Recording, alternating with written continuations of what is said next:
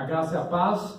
Hoje nós vamos dar continuidade à segunda mensagem, baseada em Malaquias 1, verso 1 ao verso 5, que diz: sentença pronunciada pelo Senhor contra Israel por intermédio de Malaquias. Eu vos tenho amado, diz o Senhor, mas vós dizeis: em que nos tem amado? Não foi Esaú, irmão de Jacó? Diz o Senhor: todavia amei a Jacó, porém aborreci a Esaú. E fiz dos seus montes uma assolação e dei a sua herança aos chacais do deserto. Se Edom diz: fomos destruídos, porém tornaremos a edificar as ruínas, então diz o Senhor dos Exércitos: eles edificarão, mas eu destruirei, e Edom será chamado terra de perversidade e povo contra quem o Senhor está irado para sempre. Os vossos olhos o verão, e vós direis: grande é o Senhor, também fora dos limites de Israel. Estamos meditando na seguinte grande ideia: estando em Cristo, desfrutamos do amor de Deus. Como disse, iniciamos na semana passada uma série no livro de Malaquias, o último livro do Antigo Testamento. Malaquias viveu no século 5 a.C., seu nome quer dizer meu mensageiro ou mensageiro de Jeová. Sabemos que ele viveu num tempo em que as pessoas estavam tanto indiferentes a Deus.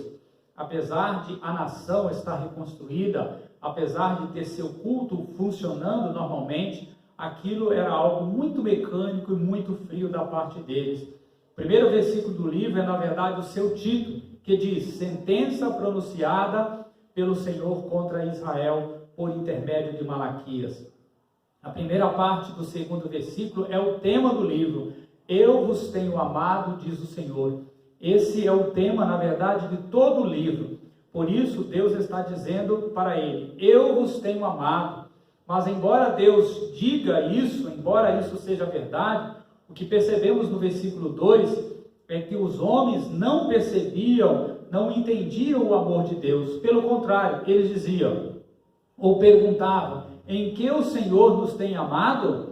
Eu não sei se eles estavam sendo cínicos ou se estavam sendo sinceros em relação a essa pergunta. Mas a verdade, irmãos, é que eles não reconheciam ali o amor de Deus por eles. Portanto, essa questão de ser amado por Deus é a primeira de uma série de controvérsias que haverá entre o povo de Israel e Deus neste livro. Então, nesse sentido, podemos afirmar que Deus manifesta graciosamente o seu amor pelo seu povo. Embora houvesse uma controvérsia naquela ocasião, eles agiram assim por limitações de entendimento. Então, assim como eles eram amados, nós também somos amados por Deus. As Escrituras nos dizem que Deus entregou o seu Filho para morrer por nós. As Escrituras dizem que Deus não poupou o seu próprio Filho. Mas será que você entende mesmo o amor de Deus por você? Ou tem tido a mesma dificuldade que o povo de Israel teve naquela época em reconhecer que eram amados pela pessoa do Senhor Deus? Diante dessa possibilidade, eu gostaria de meditar sobre 4 particularidades do amor de Deus. Na semana passada falamos sobre 2 delas. O amor é intrínseco à sua natureza, e a segunda, o amor é baseado na aliança. Hoje eu vou falar sobre as outras 2 particularidades. Eu creio que essas 4 particularidades poderão ajudá-los na maior compreensão de quem Deus é, e com isso levá-los a desfrutarem do amor de Deus, em vez de ficarem dizendo ou pensando: será que o Senhor me ama mesmo? Então por que não resolve os meus problemas? 4 particularidades do amor de Deus. A terceira particularidade vai falar que o amor de Deus é real e prático. Deus, independente de nós, será sempre Deus. Ele nem precisaria ter criado todas as coisas, inclusive nós, e ainda assim continuaria sendo Deus na eternidade.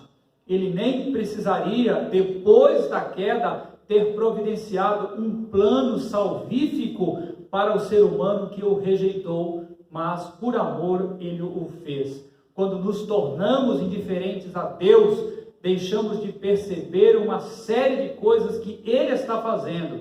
Por exemplo, em Isaías 63, verso 10 e 11, é dito que o povo de Israel estava indiferente a Ele e que por causa disso a mão de Deus pesou sobre o povo. E quando eles foram castigados por Deus, então se lembraram do amor de Deus. O povo se esqueceu do que Deus fizera e fazia por eles e entre eles. Quantas vezes fazemos o mesmo, irmãos? Quantas vezes nos queixamos de uma porção de coisas e deixamos de perceber o que Deus está fazendo em nós e por nós, no nosso meio? O amor de Deus não é um amor incerto, duvidoso, teórico, contemplativo. As Escrituras nos dizem que Deus nos ama na prática, é real o amor de Deus. O que seria de nós se de fato não tivéssemos desfrutado do amor de Deus? Alguns talvez já não estivessem aguentando a vida e já tivesse até terminado com ela. Mas o Senhor tem mudado a história de pessoas em uma série de situações, lares destruídos sendo restaurados, vidas marcadas por culpas sendo libertas. É interessante notar que nesse amor de Deus por Israel, fica muito claro que Ele cuidava daquele povo com um cuidado sem limites. Notem no verso 3, porém aborreci a Esaú e fiz dos seus montes uma assolação e dei a sua herança aos chacais do deserto. Esaú deu origem a um povo chamado Edomitas, que na época de Cristo era chamado de idumeus. Esse povo, lá no ano de 597 a.C., foi dominado por Nabucodonosor, o rei da Babilônia. Pouco depois, em 586 a.C., Nabucodonosor invadiu Judá, o reino do sul. O que os edomitas fizeram então? Eles ajudaram Nabucodonosor a destruir o irmão Jacó e Judá. E não somente isso, irmãos, mas se aproveitaram da situação para tomar umas terras de Judá. Por conta disso, Deus disse: eu estou anunciando, vocês já experimentaram uma destruição por causa do que vocês fizeram a esse povo. Lá no verso 4, nós encontramos a reação de Esaú. Se Edom diz, fomos destruídos, porém, tornaremos a edificar as ruínas. Então diz o Senhor dos Exércitos, eles edificarão, mas eu destruirei, e Edom será chamada terra de perversidade, e povo contra quem o Senhor está irado para sempre. Deus estava dizendo, vocês estão ignorando o que eu estou falando e fazendo. Eu vou julgá-los novamente. Foi isso o que realmente aconteceu na história. Por volta do ano 400, um grupo de nabateus, que era uma tribo árabe nômade, invadiu e expulsou os edomitas das suas terras. Eles tiveram que fugir mais ainda para o sul do deserto, no Negueb. Deus estava castigando aqueles que tinham posto a mão no seu povo. Deus tem cuidado com os seus irmãos. E quando alguém os toca, toca na menina dos olhos do Senhor. No verso 5 está escrito, os vossos olhos o verão e vós direis, grande é o Senhor também fora dos termos de Israel. A expressão do amor de Deus não está limitada e condicionada ao povo que estava dentro das cidades fortificadas. Não. O castigo de Deus sobre o povo que buscava o mal do povo de Deus se expressou até no exterior. O amor de Deus não tem limites ou fronteiras. Aonde quer que você esteja, Deus quer derramar o amor, a graça dele sobre a sua vida. As Escrituras nos dizem em Mateus 6 que nenhum fio de cabelo cai da nossa cabeça sem que Deus o saiba. O Senhor está cuidando dos seus. Deus protege os seus. O amor de Deus não é contemplativo, ele é real. Para desfrutarmos do amor de Deus, precisamos da percepção de que Deus nos ama e de que esse amor está baseado no seu caráter. Precisamos reconhecer que ele nos ama de uma maneira pessoal, num contexto de aliança. Precisamos perceber que o seu amor é prático, é real. Estamos falando sobre 4 particularidades do amor de Deus. A quarta e última vai falar que o amor de Deus disciplina. Vejam estas expressões nos versos 1, 3 e 4. Sentença pronunciada, porém aborrecia a Esaú, povo contra quem o Senhor está irado. Notem que Deus se aborrece, Deus sentencia, Deus se ira, baseado nesses versículos. Geralmente as pessoas veem a Deus como um Deus de amor, que não se ira e nem se aborrece. Talvez a nossa dificuldade em compreender isso seja porque acabamos projetando para Deus a nossa visão de ira e de aborrecimento, e uma visão pecaminosa.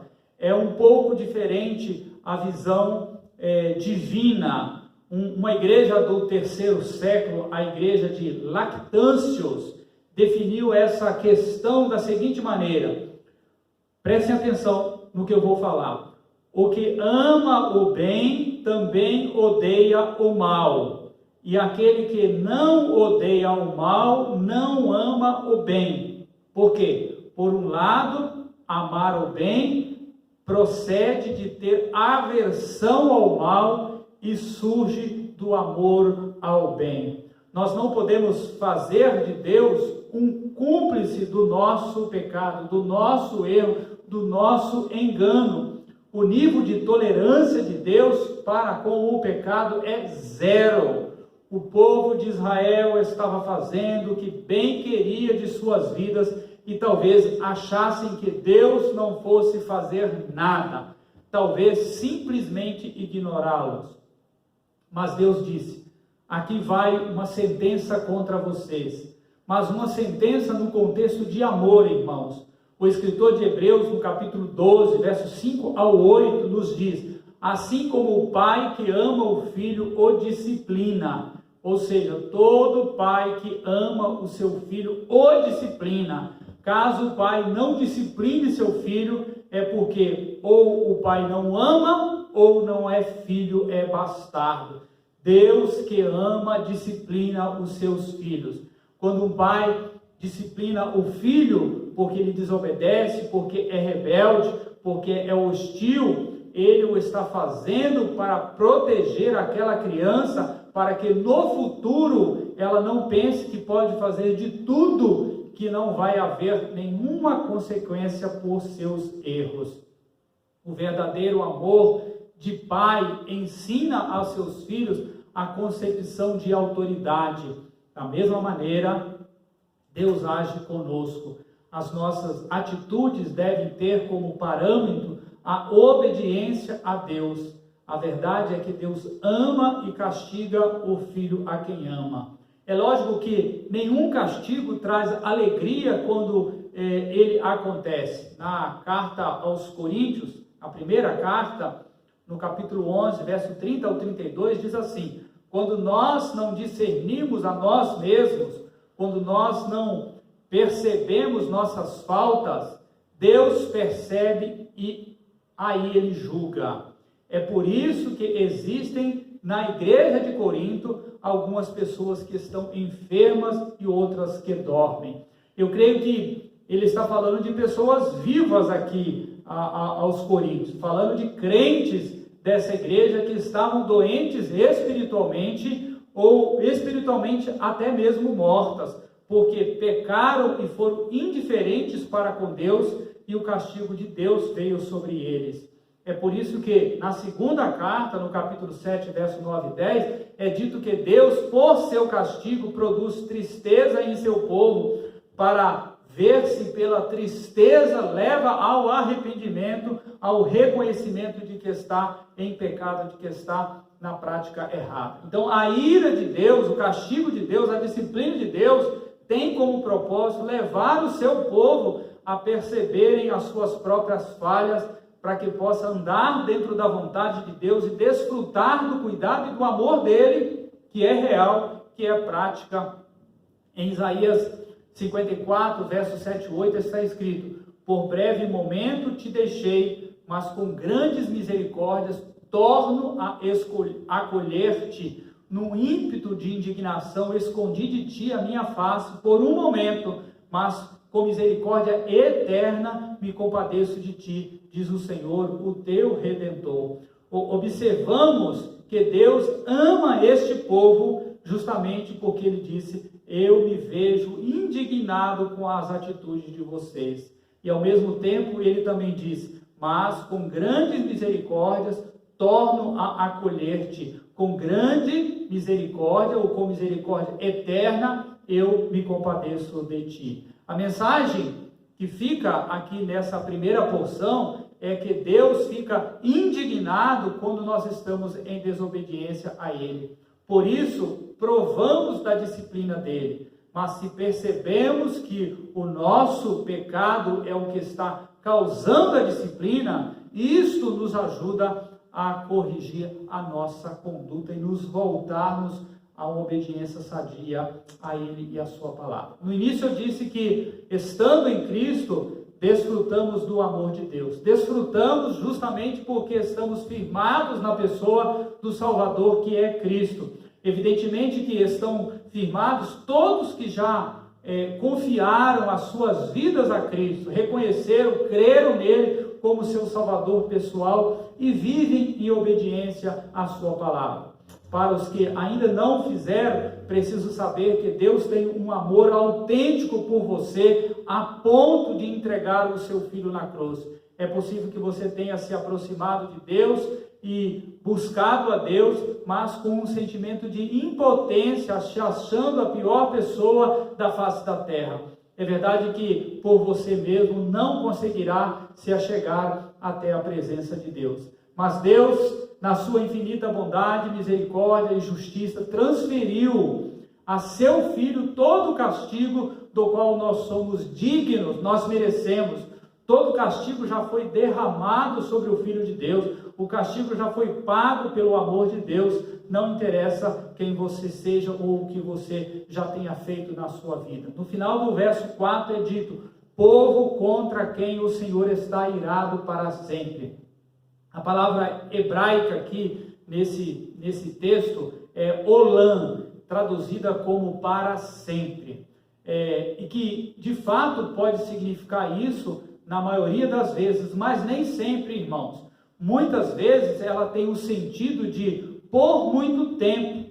Por exemplo, em Obadias 19 até 21 e no livro de Amós 9, 12, Deus está dizendo que até para ao perverso Esaú e aos seus descendentes, o seu amor estará sendo estendido. Olha que maravilhoso isso aqui. Não interessa quão longe nós vamos, a questão é que Deus tratou os nossos pecados naquela cruz por amor a nós, e não é preciso fazermos um jogo de bonzinhos com Deus. Não somos salvos, não recebemos o presente da vida eterna pelas obras.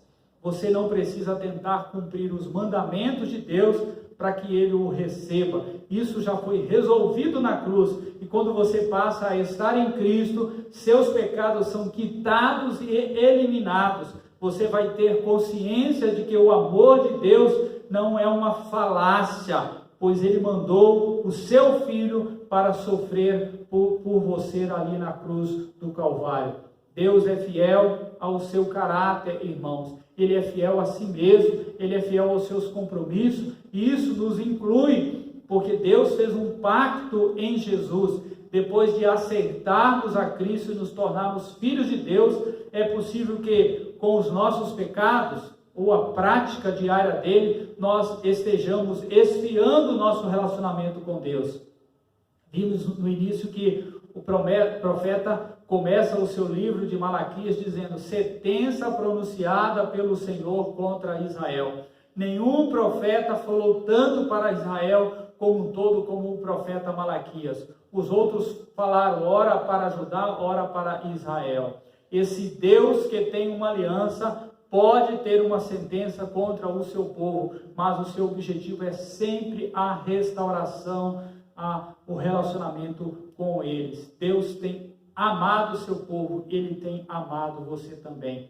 Você tem desfrutado desse amor prático? Tem se relacionado na intimidade com esse Deus Todo-Poderoso? É possível que nesse momento você se lembre de atitudes em sua vida que o tenha afastado do amor de Deus.